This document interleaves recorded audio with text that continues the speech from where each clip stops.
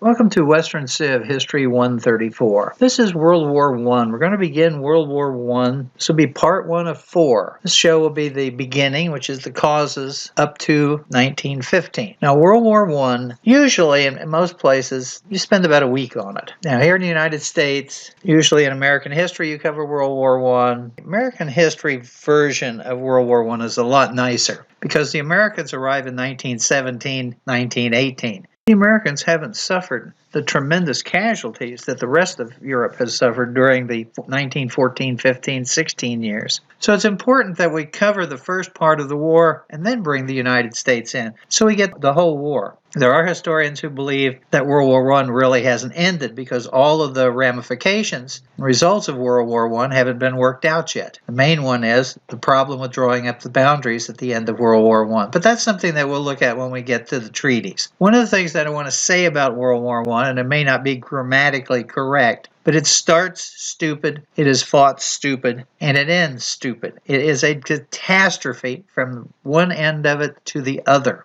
So we're going to look at a lot of different things. We're going to look at some militaria. I would suggest that if you're in the Kansas City area, come by the Kansas City War Memorial, which is the National World War I Museum. It is quite good. It's quite extensive. And I'll give you some tours of it as we go through this particular show. So let's begin World War I. Here are 4 websites that I highly recommend if you're interested in World War I. The first one in particular, the World War I Document Archive. I mean, literally every document dealing with World War I is here in its original format, in its translated format, in any format you can think of. The Great War Society and the WorldWar1.com are general sites on the war, and the Aerodrome is, if you are interested in the flying part of World War I, the ACES, that's the one for you. Years ago when I was teaching in high school, I had a student who brought in a trunk of material. He said it was from his grandfather who fought in World War II. So we opened it up, and the minute we opened it up, it was no question that it was World War I. It was great-grandpa's. And in it was a black piece of fabric. On the back of it was pinned a note that said, part of a Fokker shot down by Eddie Rickenbacker on such and such a date. I was able to go to the Aerodrome, find that date, and not only find a picture of the plane and a picture of the man that he shot down, but an account of it. So there's all sorts of things you can find here. So again, I highly recommend these.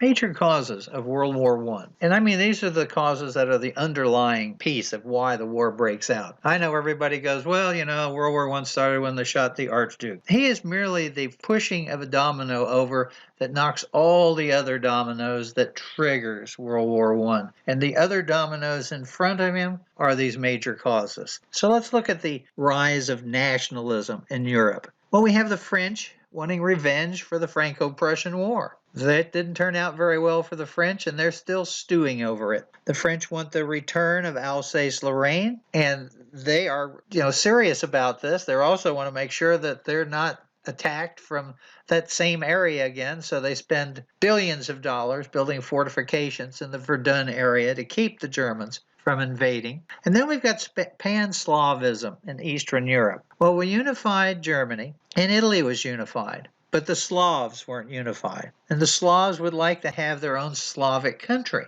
And one of the problems with that is there are lots of Slavic groups, and we're looking at the Balkan region. So you have Croats and Bosnians and Serbians and Herzegovinans and others, and there's a whole pecking order. The Serbs believe they're better than everybody else, and they should run the new Serbian state. The other don't, not quite so much. In addition, of course, Russia is Slavic, and it's the big brother. It's the one that's supposed to protect the little ones if people are trying to take them over. So we have this Serbian desire to create a South Slavic state under their control, which is a danger to Austria-Hungary, the Ottoman Empire, which is very weak. It's not probably wild about it as well, but the fact that the groups do not get along. Even after World War II, Yugoslavia was created by Marshal Tito. I mean, he was able to hold them all together, but the minute Tito died, it collapsed into this horrible civil war. And then, of course, you have German pride in their military and industrial growth. And that's always kind of stuck in here. When you talk about European nationalism, you're going to tell me that the British don't like their navy and their army, that the Russians don't like their forces, that every country in Europe that has a military doesn't take pride in it. Then aren't they all trying to create these national economic structures, and they're proud of it as well? But we kind of make the Germans the boogeyman of this, but they're not any worse than anybody else. Imperialism. This is where all the countries in Europe are gobbling up not only parts of Europe, but Africa, Asia, and other places. Britain and France, they want to contain German claims in Africa. The British would like to have colonies that go from all the way from the north to the south. The French would like to have them go all the way from the east and the west. You know, we nearly have a war between France and Britain over this issue at the Fashoda incident, where the two explorers for each party ran into each other and started fighting. And they don't want the Germans to get involved. You have European competition in Asia and Africa. In 1900, only 2 states in Africa were independent of European control. Liberia, which was created by the United States to repatriate slaves, and Ethiopia. Concern about Russian expansion. Russia's been wanting to expand. They've tried to go into the Middle East, didn't have much luck. They've tried to go into China, and that's a Russo-Japanese war. That was a catastrophe. They tried to go into Afghanistan, and the British held them off. And every time they've tried to move, something has stopped. And they've reached a point where they don't want to give in anymore. And the Baltic area has always been of interest to them. And then there's concern about German expansion. They could expand into towards Austria-Hungary. They could expand towards Russia. There's other places that they could expand. And, of course, the belief in social Darwinism. This is the survival of the fittest. And the Europeans, during this age of supremacy, at the late 1800s, where they're taking over Asia and they're taking over Africa, and they're saying, see, we are dominant. We are better than everybody else.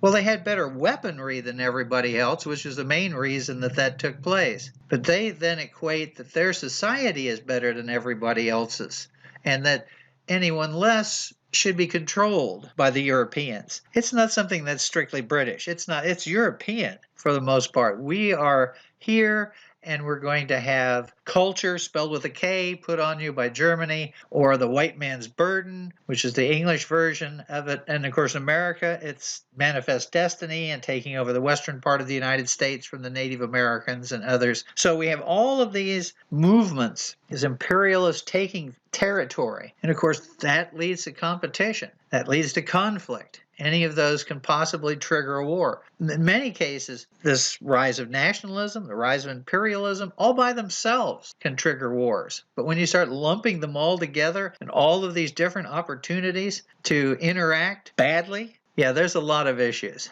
Then we have economic competition, rivalry between Britain, between France, between Germany. Russia is rising up in power. But the big three are Britain, France, and Germany, with the United States over there as well. And this competition is going to fall into the same category as imperialism, because the colonies are looking for natural resources as well as markets for their finished products. So you're going to have economic competition along with this imperialism. And it's one of the things that Marx didn't live long enough to see. The communists believed that eventually what would happen is the owners or the bourgeoisie would oppress the workers to the point where the workers would then revolt, and you'd have the destruction of capitalism. But Vladimir Ilyich Lenin, or just Lenin, believed that Marx didn't live long enough because he didn't see capitalist imperialism. And he believed that this imperialism that was going around in the world would then take up all the markets, would then lead to competition economically worldwide, and this would lead to a massive world war, and that would weaken the system to the point that the workers could overthrow it. So that's one of the things that's also being thought about at this time.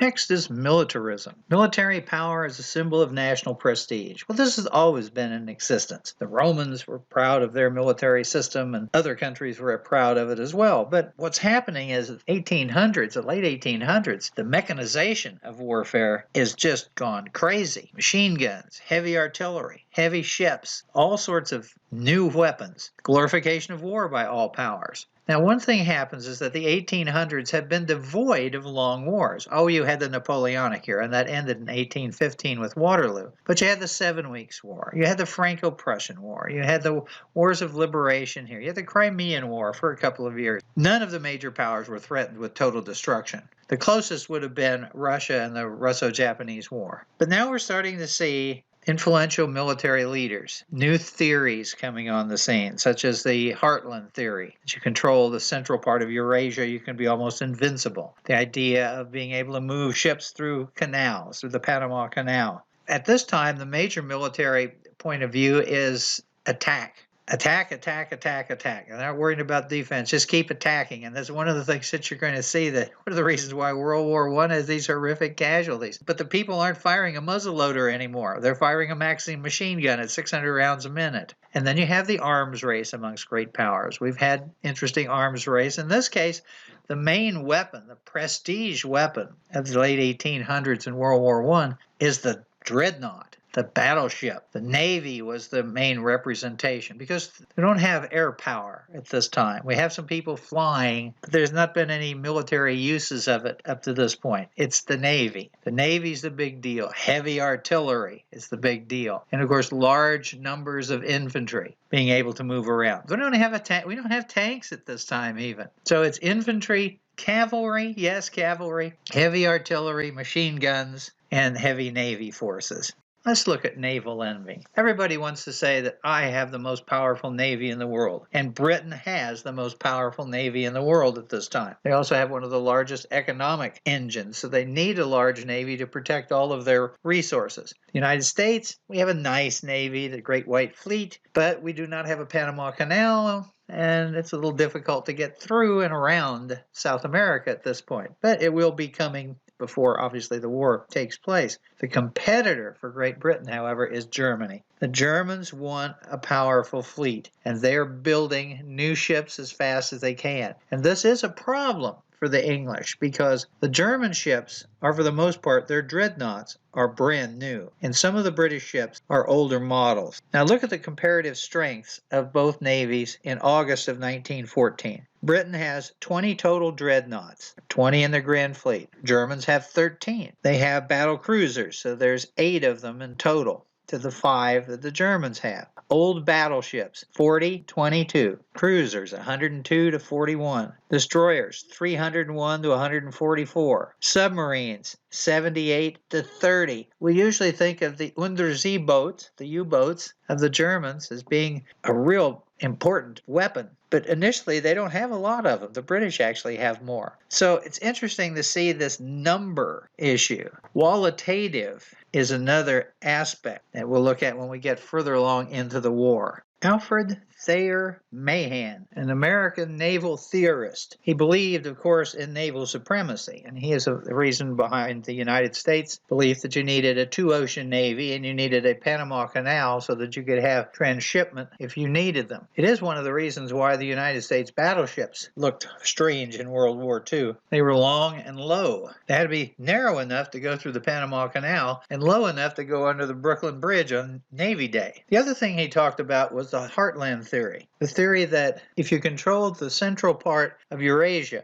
with all of its resources, you would be invincible because the maximum power that people had, the greatest weapon countries had, which was their navies, couldn't touch them. Well, the Heartland theory, of course, is made obsolete by the use of air power and then later rocket power. Alliances. Now, alliances at the time of World War I is a little bit different than the way we do alliances today. Alliances such as NATO were designed to keep the peace, not to allow each other to invade other countries. The alliances in World War I would be designed to help you, but they were not going to stop you from expanding. The trick was to keep from starting a major war. So you have an agreement amongst nations to aid each other if they are attacked. And we'll get to this when I talk about the specifics of the Triple Entente and the Triple Alliance treaties. The Russians have an alliance with the Slavic nations. They're a big protector. And this is one of the reasons why when Austria threatens Serbia, Russia becomes aroused. You have the Triple Alliance, which is Germany's alliance. You have the Triple Entente, which is the anti-German alliance. And then, of course, you have the British guarantee of the neutrality of Belgium, all of which will actually come into play at the outbreak of World War I. The Triple Alliance before the war is Germany, Austria-Hungary, and Italy. But before the war breaks out, Italy becomes neutral. And so they'll need another partner. Here's a couple of postcards from the period showing the two main partners in the Triple Alliance, and that is Kaiser Wilhelm and Franz Joseph. Nice picture of them, their long friendship between Germany and Austria. Actually, it's not that long since they were competing for the unification of Germany, but hey, that's the way it goes. When the war breaks out, the Triple Alliance is made up of Germany, Austria-Hungary, the Ottoman Empire, and Bulgaria. Now, a lot of people will look at that and go, well, it's 3 weak countries. But if you look at the map, it slashes right across Europe and isolates Russia. Not worried about France and Britain on the other side, but isolating Russia is important. And you don't need a lot of superpowers to make that happen. A lot of the Europeans, particularly the British, didn't think the Ottoman Empire would be that big of a problem. They thought they would be able to just sail into the Black Sea and aid the Russians.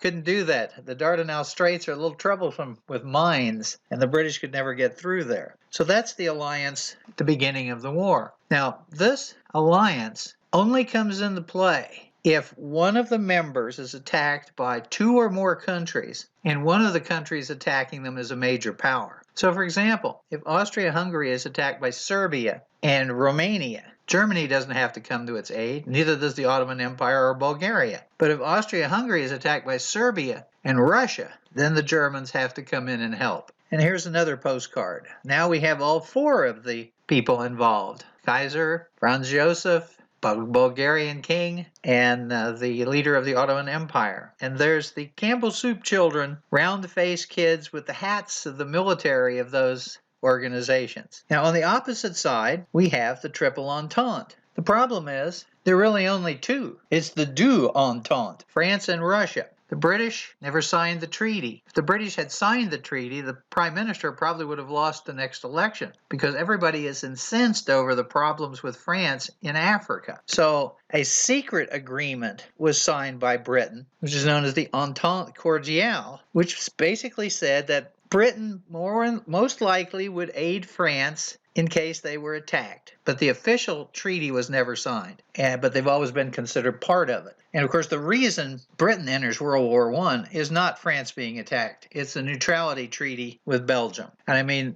they made sure that that worked because they put a trigger force in Belgium. That's a small group of British soldiers on the border with Germany, so that if the Germans invaded, they would have to overrun them to give them the excuse. Now, of course, we have cartoons from that time period. Here is a postcard, Nicholas II, George V. That's not odd. They are, if they dress properly, they can, and they did on occasions, exchange places. Raymond Poincaré, President of France, and there's the King of Belgium. So that's our alliances. And the Entente works pretty much the same way. They needed to be attacked by 2 or more people. But in this case, they're concerned about Germany, so their trigger is if Germany attacks any of them, they automatically go to war, but that's a major power. So it's the Triple Alliance versus the Triple Entente. Well, how prepared were people to go to war? So we have the psychological readiness for war, for World War I. First of all, the major powers had not fought for more than a few months since 1815. As I said before, Franco-Prussian War, a couple of months, 7 Weeks War, Danish War, the Crimean War took a couple of years. But for the most part, in Europe, there had been no long wars, not like the Napoleonic Wars. So everybody thought, well, yeah, the war is going to be short. When World War I broke out, the Germans would say, Paris by September. French would say Berlin by December. War over by Christmas. And part of the issue is people weren't looking. You notice that most of the fighting during this time period is in the colonies against poorly armed natives or the Chinese or the Indians. people who did not have machine guns, heavy artillery, and other modern weapons. The one case where that is not true is the Boer War, because the Boers fighting the British in South Africa were very well armed with Krupp artillery and Mauser rifles, and they were quite difficult to deal with. And when the Zulus managed to get British equipment, they could be formidable as well. Just ask the British at Isandlwana, where they were defeated by a Zulu army. But for the most part, it's, oh yeah, this glory of, oh, we're just tearing these people apart. And it's kind of a view that Russia had in taking on Japan in the Russo-Japanese War. They thought, oh, it's an Asian power to be like China. No, the Japanese had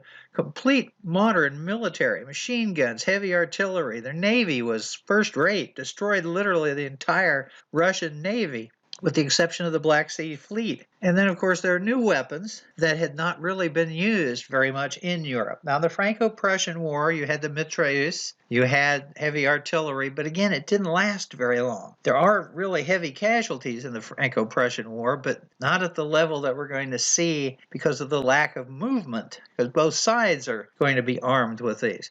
Now, if they had kept their eyes out on the Russo-Japanese War, they would have gotten an idea of just how bad fighting in Europe would be between the major powers. There were advisors from most major European countries with Japan or with Russia witnessing what was going on with the waves of attack and the machine guns cutting them down and the heavy artillery and the naval warfare, the naval destruction of the Russian fleets is just amazing. But nobody's really paying any attention to it. Everything is just fine. And then when the war breaks out, all the civilians are going to get, oh yes, this is our opportunity. We're going to get rid of that evil Germany, or the Germans are we're going to make these people pay. And it goes on and on and on and on. Well, here's Europe at the outbreak of war, 1914. Well, who's running what country? Well, we have Kaiser Wilhelm II running Germany. It's a beautiful picture of him. By the way, you could purchase that picture for $1 in the United States to put in your window to show your support for Germany. And you realize that before the Lusitania was attacked by a submarine and sunk, that the majority of Americans actually supported Germany. There's Franz Joseph, Emperor of Austria. He's been the Emperor of Austria since 1848. He was 18 years of age. So he is now 84 years old and just about unable to move. When you watch motion pictures of the period, he moves at a regular speed, which means he's just really, really, really slow. He is really incapable of determining what's going on, and his foreign ministers are just basically lying to him. They don't tell him half of what's going on, and so they're kind of caught in a bad spot. There's our good old Russian Tsar Nicholas II, a very, very good leader. He has the capability of telling everybody to stop. Kaiser Wilhelm and Nicholas II are the most powerful rulers in Europe. They're autocrats. They just simply have to tell their generals, stop it, we're not going to do that. He is also going to be indecisive, let's say, in what to do. President of the United States, Woodrow Wilson. Now, Wilson is an interesting individual in that he is a Quaker by religion, which is a religious group that does not believe in fighting. And he spends a great deal of time trying to keep the United States out of war. Not that he's going to be appreciated for doing that. There are a lot of people, including Teddy Roosevelt, who think he's weak and that we don't have any guts. But he realized that World War I is just going to be a disaster. So he kept us out as long as he could, which saved us hundreds of thousands of lives. But he's an interesting character to study. Particularly, I would suggest if you're interested in Wilson after he has his stroke, when he's trying to get the League of Nations through the U.S. Senate. It's a book entitled When the Cheering Stopped, and it's the story of his presidency after the stroke. There's Great Britain. There's King George V, constitutional monarch, really doesn't have any power whatsoever. And I mentioned before about Nicholas and George V. Here's a picture of the two of them pretty much looking exactly like, if they just changed clothes, they'd be able to just fake everybody out. I would point out that Nicholas II is very fluent in English. His wife, Alexandra from Germany, did not speak or read Russian. Nicholas did not speak or read German, but they both spoke English and wrote in English. So all their love letters are in English and all their communications. There's Italy, King Victor Emmanuel. He is, of course, a constitutional monarch. He doesn't have any power either. There's France. They have a republic. So this is President Raymond Poincaré. He happens to be in St. Petersburg on the day that the Archduke Franz Ferdinand is assassinated. As a matter of fact, we have film footage of almost every major ruler of Europe on the day that the Archduke is assassinated.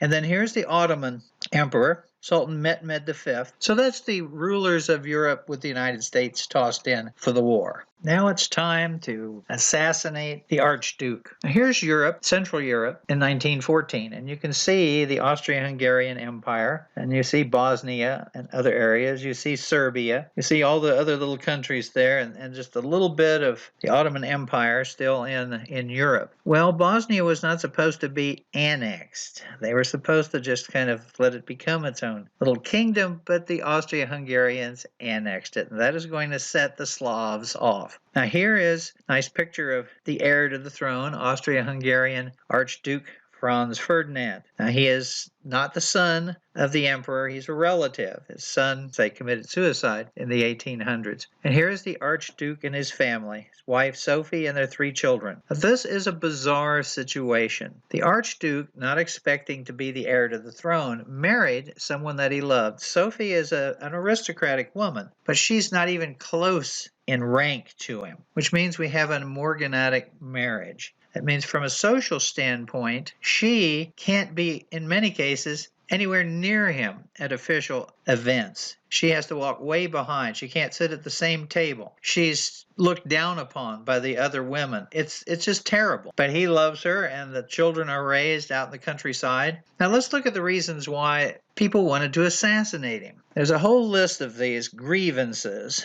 that the Black Hand, or Union or Death, which is the name of one of the organizations that was trying to overthrow the Austrians, why they disliked him. They believed that since he was the young Archduke, the heir to the throne, and Emperor Franz Joseph was so decrepit that he was running the government. In reality, he's not. They won't even listen to him most of the time because he is pragmatic. He wants change. He wants to make things better. The old order doesn't want any part of that. The counselors around the emperor try to keep him separated. So the hostility towards Serbia that the Austro-Hungarians have, they blame him for it. They blame him for Austria annexing Bosnia. They blame him for the Agram treason trial, which was a Serb who was accused of treason. And then the Forgov forgeries, which are the forgeries that they used to convict this man at his trial. They blame him for that. The Croats being oppressed by the Hungarians, and the Hungarians have been oppressing them for a very long time, that's his fault. And anything that went wrong in Bosnia,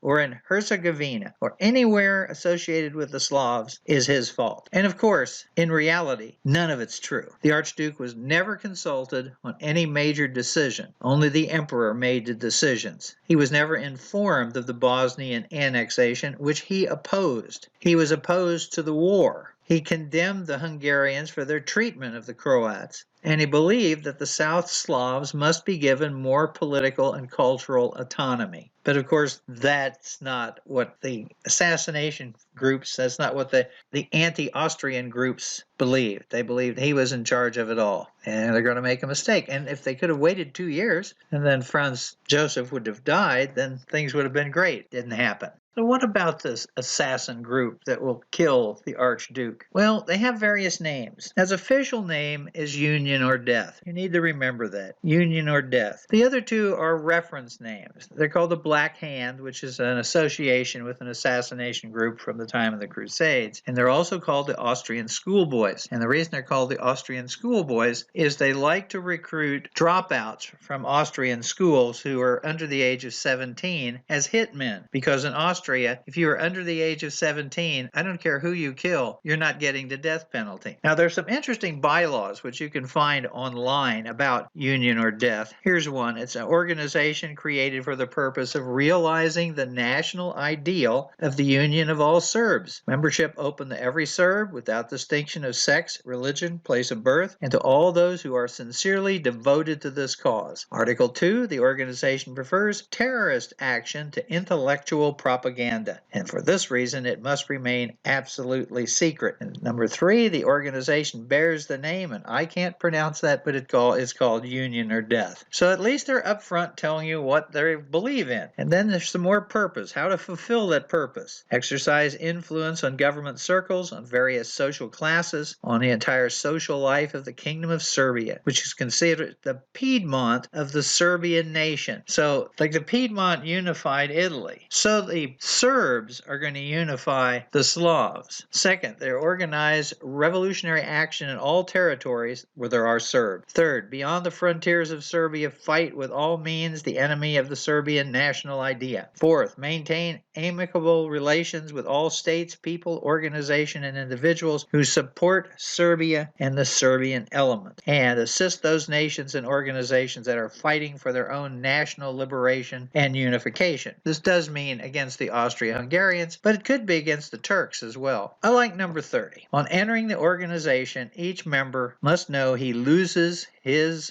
own personality, that he can expect neither personal glory nor personal profit, material or moral. Consequently, any member who endeavors to exploit the organization for personal, social, party motives will be punished. If by his acts he harms the organization itself, his punishment will be death. 31. Those who enter the organization may never leave it. No one has the authority to accept a member's resignation. Each member must aid the organization with weekly contributions. If need be, the organization may procure funds through coercion. So pay up or we're going to force you to. And then Article 33, when the Central Committee of Belgrade pronounces a death sentence, the only thing that matters is that the execution is carried out unfailingly. The method of execution is of little importance. So this is the group that's coming after the Archduke. Well, the Archduke was planning to go to Bosnia to review some troops. So the assassins planned an attempt on his life. Now the secret police, the Austrians, were aware of this and they warned him, but he thought they had plenty of protection. They didn't use any of the troops. They used the regular police force at Sarajevo. So here's the route of the Archduke and the route of the assassins on their way to Sarajevo. They arrive June the 28th, 1914, and he brought his wife along. And a lot of people say, why in the world did he bring his wife along? Well, it's simple. This is their wedding anniversary. Being in the provinces, that meant that she could do everything she couldn't do in Austria with him. She could be right next to him.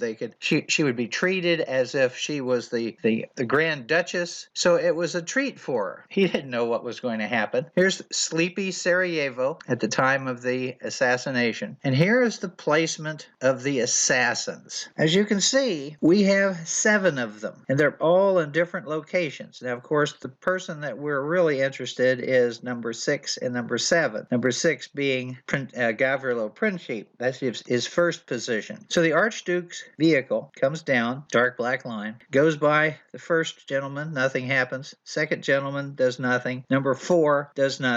Number 3 throws a bomb at the wrong car. There are a car in front of him and a car behind him, and some other escorts threw it at the wrong car. It explodes, pandemonium breaks out, and then the Archduke continues on down the road to the town hall, where he reports the ugly incident. Now, after the failed bomb, everybody begins to move around. Well, he reports the ugly incident, and there's video footage of this. And he gets back in the car, and he could have gone any other route. He could have gone any route around the town hall to where he wanted to go. But he wanted to show that he wasn't afraid, so they drive right back down the street again. It's the equivalent of John Kennedy being wounded at Dealey Plaza and then asking the Secret Service for another lap around the area. So they get back into the car. They go down the street. There's a postcard that shows the infamous spot, which is on the corner. It was not on the bridge. It was on the corner. He's going to turn on that street. And then here is the last photograph. Now, I want you to notice the crowd. There's almost no one left to cheer at him. His escort is way behind him. There's another one in front of him. But look how close the people are. I mean, you could reach out and slap him with your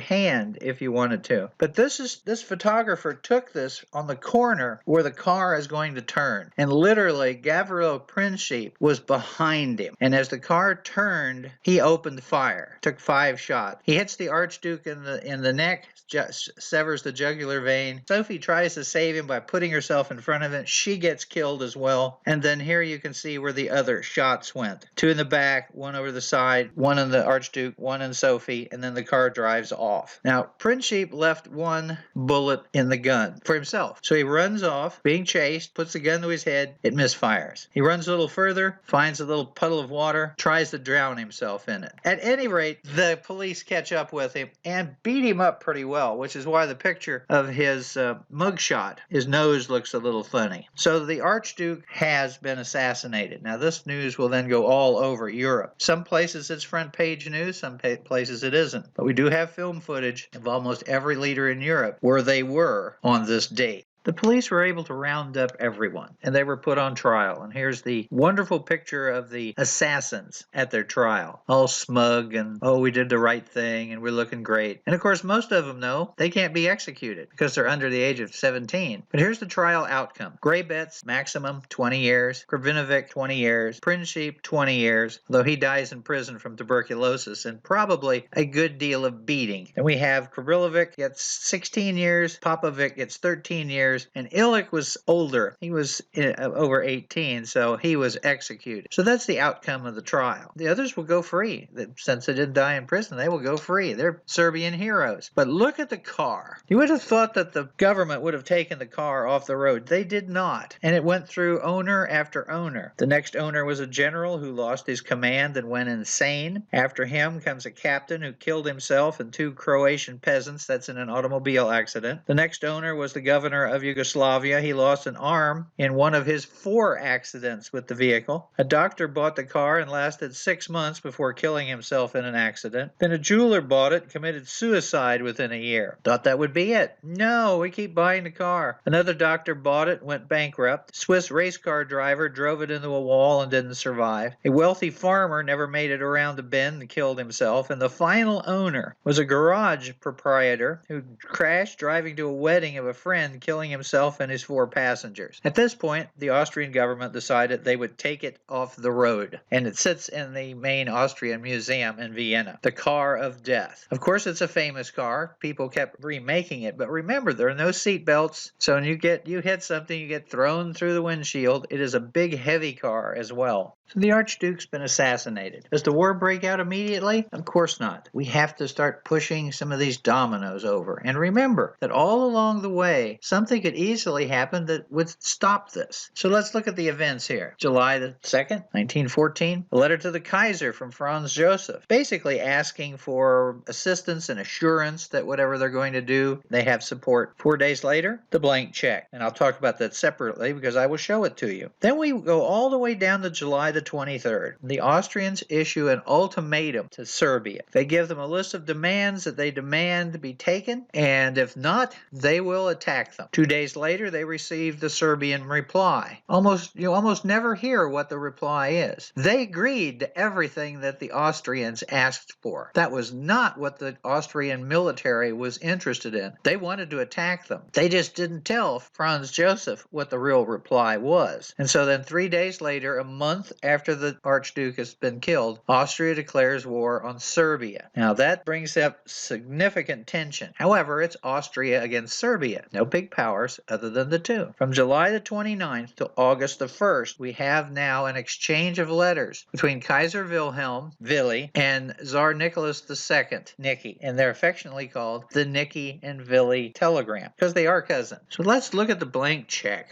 The blank check. This is the telegram reply to Franz Joseph when he was asking for support. And the Austrians view this as being a blank check, an open invitation to do whatever is necessary, and that the Germans will support them. So let's look at this. The first part of this, the first paragraph, is simply a recognition of the delivery of the personal letter. The second part is the basic reply, and he's talking about diplomatic events, and of course towards the bottom is anxious to bring about an understanding between Bulgaria and the Triple Alliance. Its Majesty will furthermore make efforts at Bucharest according to the wishes of Francis Joseph. It's the last few sentences.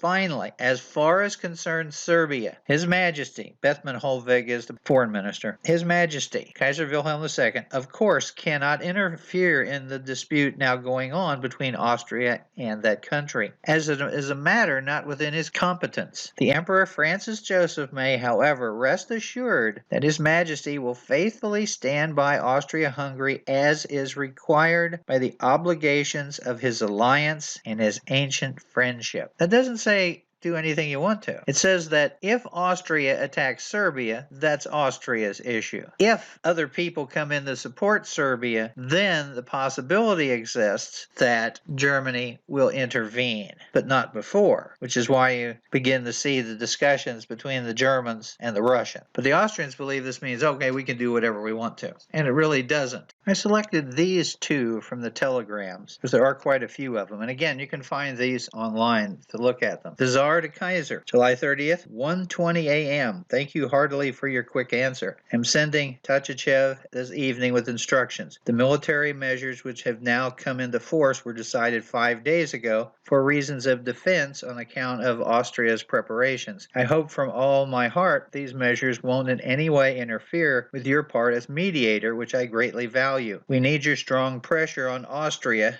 to come to an understanding with us. Nikki, Kaiser to Tsar, 1:20 a.m. Best thanks for the telegram. It's quite out of the question that my ambassador's language could have been in contradiction with the tenor of my telegram. Count Portales was instructed to draw the attention of your government to the danger and grave consequences involved by mobilization. I said the same in my telegram to you. Austria has only mobilized against Serbia and only a part of her army. If, as it is now the case, according to communications by you and your government, Russia mobilizes against Austria, my role as mediator you kindly entrusted with me, and which I accepted at your express prayer, will be endangered if not ruined. The whole weight of the decision lies solely on your shoulders now, who have to bear the responsibility for peace or war. Willy. Well, neither side is telling the other what is going on, and part of this has to do with German war plans, and it's easier to use a map to explain that than to try to explain it here. But Austria has mobilized against Serbia. The Russians are now committing to defending Serbia, so they're mobilizing their army. But it's where they're mobilizing them that's the problem. Here's the situation. Down here, Austria has mobilized its army on the border of Serbia, and you can see that would be there by Bosnia, down there in Hungary, and that's all. But the Russians have mobilized their army along not just Austria's border, Galicia, but also along Germany's border. Now, the problem with that is Germany, as you can see from her position, her alliance runs straight across. But she's not concerned about Russia from the standpoint of being a military power. She's concerned about their numbers. It is the largest army in Europe, 6 million men. They're poorly equipped, poorly led, but they're huge. And so the thing that Germany has always been afraid of is a two-front war. Since the Entente is agreement between Russia and France, with Britain signing the Cordial, if war breaks out with Russia, then France will get involved, and France is a much more powerful opponent. So Germany created the Schlieffen Plan, and the Schlieffen Plan is timed when certain events take place that triggers the war plans. And the trigger for the war plans, one of them is Russian mobilization on the eastern border of Germany. Now, if they just mobilize on the Austrian border, that's okay, as long as they don't invade Austria. If they do, then of course Germany will have to commit to defend Austria, which means she would go to war with Russia, which means that the French would then come in. That's why they're trying to stop this mobilization. The Germans have always calculated that it would take at least a month for the Russians to fully mobilize. They've never been very fast at it. But when the Russians mobilize on the German border, and Kaiser Wilhelm cannot convince them to change their mind, because Nicholas is getting information from his generals that you can't trust the Germans. Well, it turns the plans on, and the plan is this. They'll sweep across Belgium into northern France, take France out of the war, sweep back through, and then go off to the east and finish off Russia. It's supposed to be quick, but it is hazardous. Now, the problem we have is that, as I said, it's timed. But do you realize that the French had the von Schlieffen plan in their possession before 1905?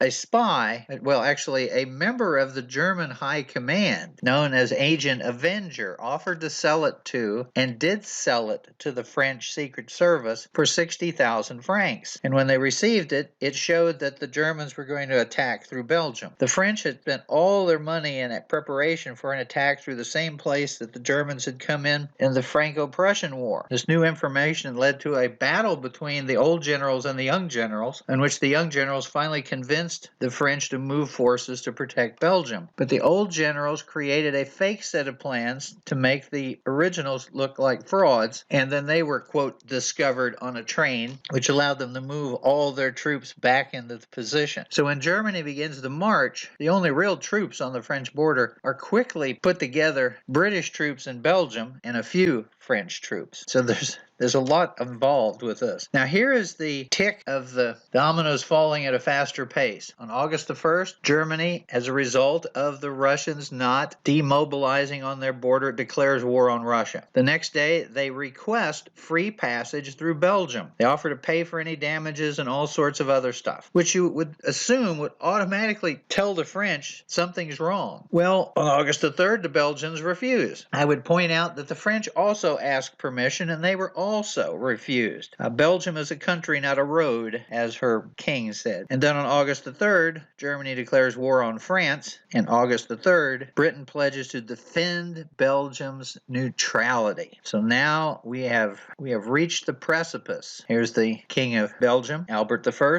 Belgium is a country, not a road. And here is the original von Schlieffen plan. The French are all down there in the blue, and there'd be German troops attacking them just to hold them in the position. But the majority of the German army is to swing in through Belgium. There's a timeline on that, and the Germans believe that it'll take just a few days to go through Belgium before the French can react, and then they can sweep back behind Paris, cut it off, and then swing into the backside of the French armies there in the Verdun region. It doesn't happen that way. The Belgians do not roll over. They put up a fight. It requires heavy artillery to level Liège. They actually use Zeppelin bombers on Liège. It delays the German army days, just a few days, but it's enough to bring troops to Paris. Then the next thing that happens, and I would point out here, this is the whole system. They were to swing through Liège, Brussels, Arras, Amiens, cut down behind Paris, and the other troops would come in. They'd go right through to the back of the French army in the Lorraine area and then move towards the Eastern Front. France would be out of the war. They ended up going further south. They didn't attack Brussels. Here is what actually happened. As a result of the faster mobilization, good heavens, the Russians mobilized in 10 days. Now, there is a significant army on the eastern border of Germany facing the Russians, but they decided to pull troops out from the strong right flank that was supposed to sweep around Paris, put them back on a train and send them east for reinforcements. Now, that left this hook around Paris weaker than the commander thought it should be, so he did not take the opportunity to go around Paris. And that, unfortunately, was a mistake, because the British army was just crushed at the Battle of the Mons. They were fortunately able to retreat in some order. The French, at the 1st of September, only had a few small units in Paris. They're trying to pull troops back as fast as they possibly can to the Marne River, and then try to bring troops into Paris as fast as they can. And without that wide sweeping hook of forces, the French are able to do that. So this will precipitate the Battle of the Marne, the first Battle of the Marne, known as the Miracle of the Marne, which is what you see here. And the German troops coming in fighting. This took days. The tense part of the battle takes about 3 to 4 days in September, but you'll find different. See, look at the top. So the Battle of the Marne, August the 26th to September the 6th. But it's the 2nd, 3rd, 4th, and 5th that are the most violent of days. And you see how the French withdrew back as quickly as they could once Belgium had been overwhelmed. And we'll look at that very quickly in the map section.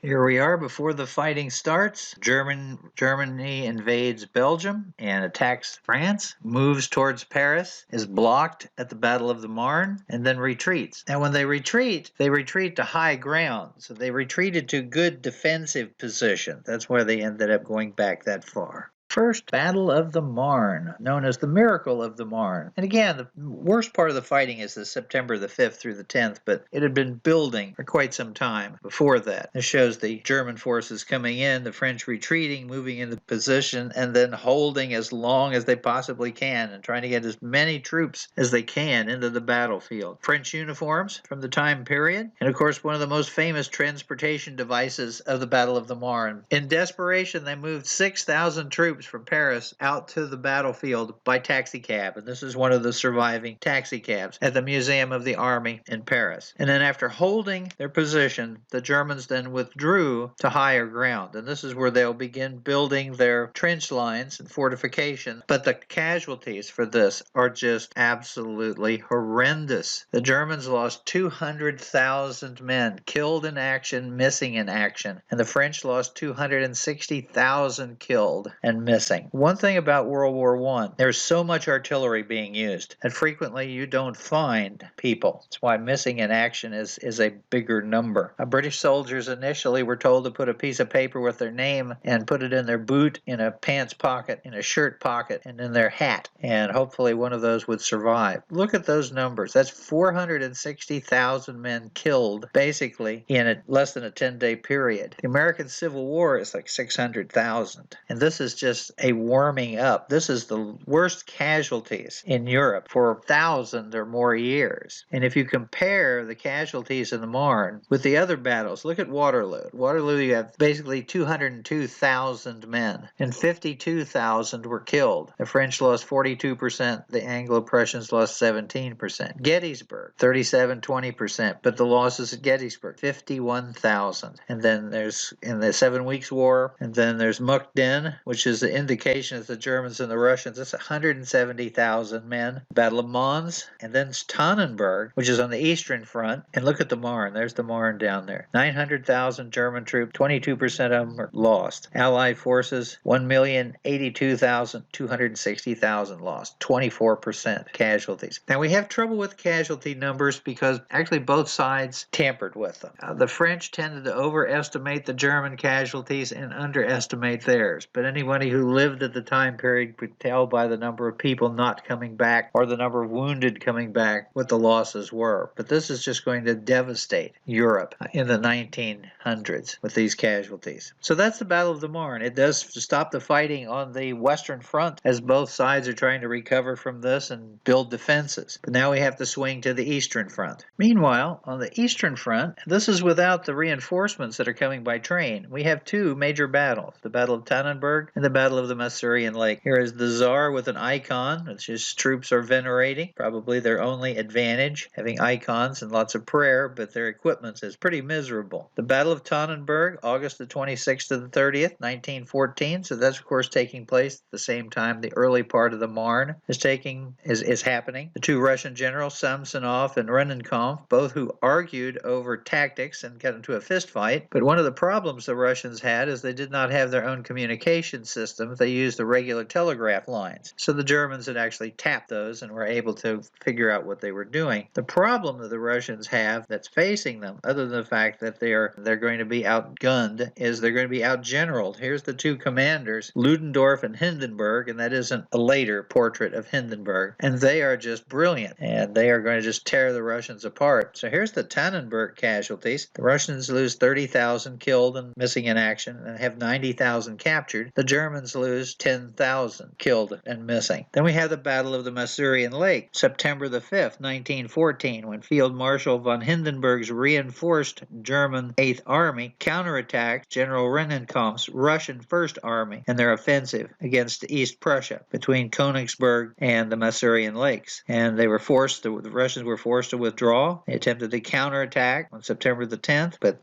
they continued to maneuver. And the casualties at the Masurian Lakes is the Russians lose 130,000 men and the Germans lose another 10,000. So this is the main fighting in 1914. Now the Western Front is going to remain static. They're going to be building their fortifications and trench lines and try to figure out what's going to happen. And the same is true on the Eastern Front. There's going to be a little bit more maneuvering. But the 100,000 or more troops that were entrained to the Eastern Front arrived after the battles were completed. So we'll be moving on to 1915 here in our next segment. But now we need to look at some militariat. Welcome to the World War I Museum, the Old Liberty Memorial here in Kansas City. This was a monument that was built by the people of Kansas City in the 1920s to honor the Americans who served in World War I. And today it is the National World War I Museum. Now over on the left side, that in the old days was where most of the military equipment was kept, and the one on the opposite side is where they had a table, one of the negotiating tables, and artillery pieces and a lot of artwork. And of course the tower, you can go up in the elevator to the top and get a beautiful view of the city. Then it was after they had some problems with the decking and the museum was closed for several years. Eventually money was procured to turn it into the National World War I Museum. So the entrance now is at the very front here where you go down into it, and most of the collection is in there. There are still some collection pieces, there's still some artifacts in the one on the right, and they're usually used the one on the left as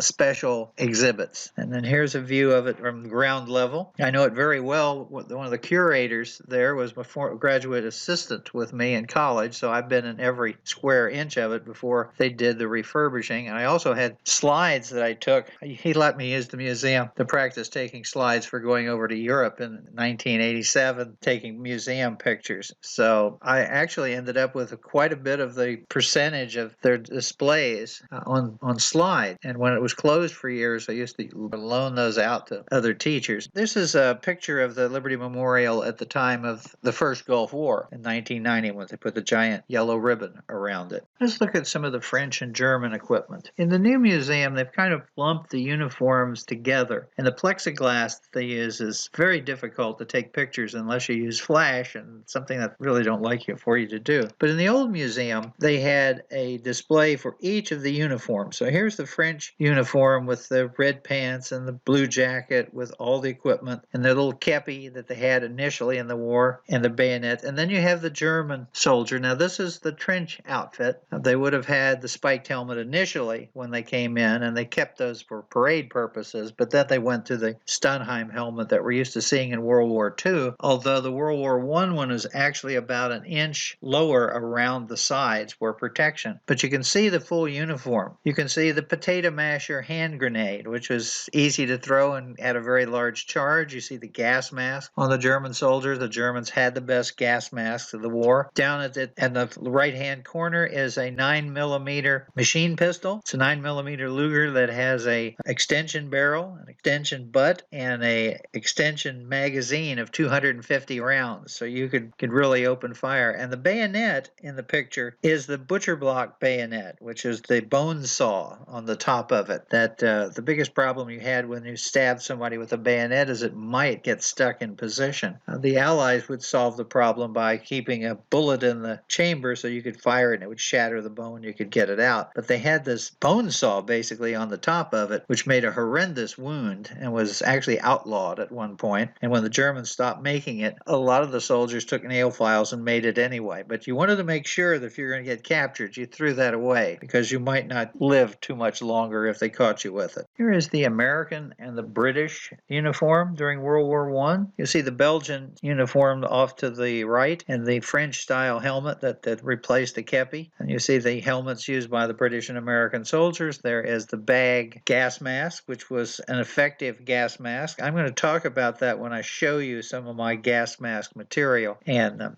talk about that, because you could keep that. I still find them periodically. actually at garage sales. They're a little hazardous. They also had a display where they showed the backpack. So you had your tent spikes, you had rations, you had extra socks, extra underwear, your songbook, French dictionary, a little Bible, and all sorts of other stuff that you would see. And then off to the right, you see the earliest British identification tags. Eventually, everybody went to an identification tag, but initially you had to have your own, or you wrote your name on pieces of paper. But this is what they looked like before creating what we used to call dog tags.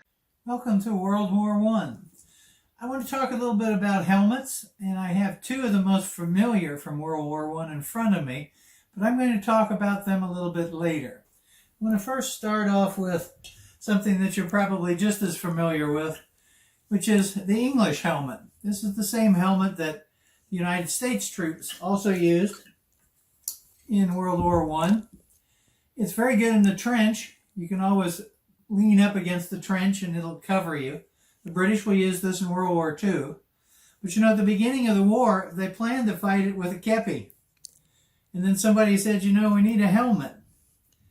And then there was a debate. You know how the bureaucrats are. There was a debate. The debate was, if we give them a helmet, we'll have more wounded. That means we'll have to pay more pensions out. So they actually decided whether or not the numbers would be worth it. And they ended up, we can't really allow that many people to die, so we'll go with a metal helmet. It's patterned kind of after the helmets used during the 100 Years' War. But this is very, very familiar, and it's very good. However, the French, not so much. Now, this is a battlefield souvenir from Verdun. And I always classify this metal as a high grade of coffee can.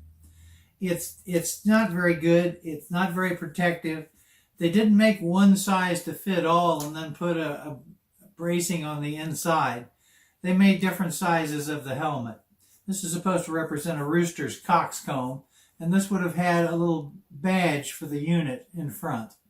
Very light, not very good. In World War II, they still used the same style helmet, just bigger with a lot more metal involved. And then I'm going to end with the next one, which is the worst one. The Russians didn't have a metal helmet. This is what they had. Just a head covering made out of cloth. Now this one has Red Army markings on it because there's the War of the Red and the Whites after the Bolsheviks overthrew the Russian government in 1917. But this was very typical of what the Russians wore. Heavy coat and this. Not very protective. And now we can come back here to our German friends. This you would recognize from World War II. And this actually is a World War II helmet. There isn't, however, much difference between this and the ones that they used in the trenches in World War I. The ones in the trenches, the lower case here is about an inch further down to give you better protection. But no helmet fits better and works better. Unfortunately, with the Nazis wearing it a lot, it does tend to be, a little problematic, but it's very, very good. Excellent helmet. Now, once they went to this in the trenches, they still had the spiked helmet, but that was more for dress purposes, parade purposes. And then, of course, the spiked helmet. The pickelhaube, or pikeelhaube. Some people call it a pickle, but it's actually a pikel. It's supposed to be a pike. This is an infantryman's helmet. Now, some of the cavalry will wear this style helmet as well. It is leather for the non-commissioned officers and the ranks. The officers, it's metal. And what a lot of people aren't aware of is this little pike on the top is removable. Because if you're in the artillery, you have a cannonball on top instead of a pike. If you're a cavalry officer, you have a column with almost like a mortarboard, like you are graduating. They did different styles of the artillery ones are very rare. I do have a couple of pictures that you'll see on the presentation. But this is what they're one of the 4 souvenirs. The top 4 souvenirs from World War I is this helmet, the 9mm Luger or the 9mm broom-handled Mauser or the butcher block bayonet that the Germans had. Everybody brought those homes for souvenirs. So that's a little bit of the helmets. They're not quite as fancy as in the Napoleonic era, but then again, the artillery was not as deadly at that particular time. So we looked good in 1815. We're just trying to blend in with the dirt in 1914. So thank you, and we'll get further into the militaria. Here's a whole array of German helmets. The officer helmets are almost all made out of metal. You see some of them are covered with an oilskin to keep them from getting wet, because normally the helmets were made out of leather with metal pieces on them. The pickel helm is infantry. This is a very rare one. This is the artillery helmet with the little cannonball on the top of it. And some cavalry units have this mortar board over the top of it. That's actually a Lancer or Uhlans helmet. But some of the cavalry will indeed wear a spiked helmet. Some of them will wear a little busby. Some of them will wear a little plume. Then you have the French helmet that I showed you in the video, which is a really good grade of coffee can metal. And then the British-American helmet, although the British liked it so much from World War I, they used it in World War II. In the new museum, this is how they display the caisson, which you would move your light artillery, particularly like your French 75, and then you would have shell to carry with it as well. This is how it was portrayed in the old museum. They had it there closest in one of the smaller buildings, and you can see the caisson. They didn't put the horses with it, but this picture does illustrate something. In the upper left-hand corner, you'll see this list of names. Those are all of the people from the Kansas City area who were killed in World War I. And that is what this monument was originally built to honor. And also there are two women who were nurses that were killed in the war as well. There are maps on the walls, pretty spectacular, but that's the way the caisson, as they go rolling along, were displayed. The museum has several pieces of artillery. Usually the French 75 is the most common. You see a mortar in this picture. There's a mountain howitzer. There are several other smaller gauge weapons and some larger mortars that are in there. Then we do not have a giant naval gun in the museum, but here's a picture of the howitzer, the mountain howitzer, as it was in the old museum. There's quite a collection of machine guns in the new museum. Here is the trench armor that the machine gunners on the German side wore, because obviously one of the things you needed to do when attacking trenches, you needed to take out the machine guns first, otherwise they would just cut you down. This is a Maxim machine gun, 600 rounds a minute. This is the wrong end to be looking at. Here's a side view of it. Some of them are water-cooled, some of them are air-cooled. And then here are three machine guns that were mounted on airplanes. Initially, they were rear gunned. Then eventually, after Mr. Fokker comes up with the method of hesitating the trigger, and after they capture a couple of German planes, and the British and the French can copy it, then they can start shooting through the propeller. One of the interesting ones is the one at the bottom. That's a Lewis gun. It's an American machine gun. And it is light enough that if you crashed, you could pull the pin on the pylon, pick it up, and carry it out and use it and fire it in your hands. Just make sure you didn't have your hand on the barrel. And they had a round magazine of bullets in it. This is the one for the air. There's another version that's used on the ground. Unfortunately, United States troops were not issued these until 1918 because the government procuring office didn't want to buy them. The French and the British liked to buy them, and the man who created it offered to sell them for $1, but there was some problem in the ordnance procurement area between the companies and the people involved. But those are some of the machine guns in the war. A couple of final pieces. Here's a picture of a series of grenades. Now, the new World War I Museum purchased the greatest collection of grenades in the world, so they now hold it. But it's hard to display all at one time, so they rotate it around. So we've seen the potato masher before. Here we have the pineapple hand grenades. There's the onion-style hand grenade where it explodes and all the pieces peel out. And this last piece is a very unique weapon. It's a trench dart. Pilots would take boxes of these and just throw them out over the trenches. And the trench rumor was that if you got hit with one of these, it would go right through your helmet and all the way down through to your toes. Actually, it probably could do that very easily, but they're also hard to find because once they hit that dirt, they go down and down and down and down. So now it's time to prepare for 1915.